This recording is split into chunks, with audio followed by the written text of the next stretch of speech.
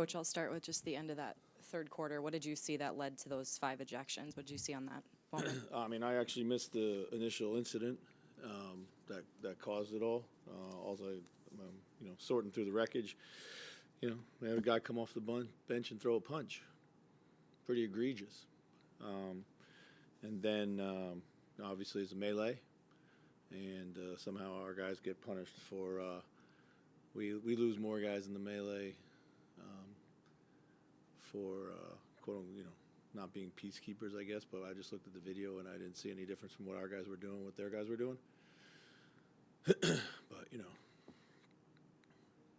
What can you say about the effort that your guys delivered for you, I guess, down the stretch, looking to give you a chance to get back into the game, especially the 5 on the floor? We got some stops. We raced it up and made threes, but the effort wasn't there where we needed to be all game. They shot 52, 53% from field goal and 3, and then went to the line 38 times. We turned it over a bunch, So yeah, it really wasn't where it needed to be all night. So. Chris, it's clear that you were trying to prep them going into this game about taking it seriously and being consistent. Yeah. Do you think it was an approach situation tonight again, or? I don't know. I mean, I don't think our approach was wrong. I just thought our execution was soft, and we wanted it to be a little easier than it was. We knew it was going to be a physical game. We had a hard time just containing the ball, So it felt like they were ready to play. It felt like they understood. We started well. Then when little adversity hit, we could never really stop it. So that's probably more of it than anything else. Austin is one of your trusted veterans. Is it disappointing to see him in the middle of that, or did you just see that was an unavoidable situation for him? I'm not making any judgment on Austin, what he did. I have no idea what started it or what happened. Like I said, they had a guy come off the bench and throw a punch, which is one of the most egregious things you can do in the league right now. I mean, in these situations. So, but yeah, no, I make no judgment on Austin, right? So. Rudy didn't play much down in the fourth. Was that just the lineup, or was it any groin issue, or like? No, we were down. We needed threes. Just trying to put out as much shooting as I possibly could. Just change the complexion of the game. Nothing against Rudy. Just that's what we decided to do. So. Chris, is it just this happened and move forward sort of thing, or how do you kind of the aftermath of this going forward as the coach talking to the group? The game or the fight? The fight. Oh yeah, we'll see what the league has to say about it all. So then we plan accordingly from there. So. And then Kyle went down early too. That was his back again. Yeah, I assume so. I didn't see I didn't see the exact play where it happened, but I know he had been dealing with a little bit of a tender back too. So.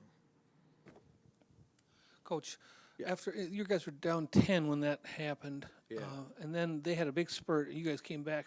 Were you disappointed kind of in the way the team kind of reacted to what occurred there? No, not really. I guess in a perfect world, you think something like that's gonna, create this furor and you fight back, but we missed a couple shots I thought were makeable. Whistles got touchy as they do at that point in time. They got and one. But fought back a little bit later. But no, I'm not disappointed in the way we reacted to that. So. Any other questions? Chris, with the turnovers, did you just see carelessness, or Yeah, a lot of trying to go into spaces that weren't there. Pressure bothered us for sure, and then trying to drive into tight gaps. When they're super handsy and hit down on your arm and we lose the ball, turnover. You didn't put Ann on the ball as much as he normally is. Was that purposeful for just wanting to run different? This obviously before Kyle went out, but he didn't seem to be on the ball. Ant wasn't on the ball as much as he usually is, it seems. I don't think I don't feel that was the case. They put basically 2 on him, 2 all the time. I didn't think it was a question of him not having the ball enough. So. Because with Torian being hurt this year and Kyle being hurt and Carl being hurt, you've been thin at the 4 position at different times over the course of this season. That could be the case here over the next couple of games. How do you go about making up for kind of those 3-4s that are missing? Is it more with guards, bigs? Is that an opponent type thing? Yeah. What's worked this year? It's a good question. You know, certainly going to need Nate Knight to step up. Nas at the 4, some alongside Rudy. Those are options for us. Maybe, you know, put out there Matt Ryan. You know, we'll see. Thanks. Yep. You guys talking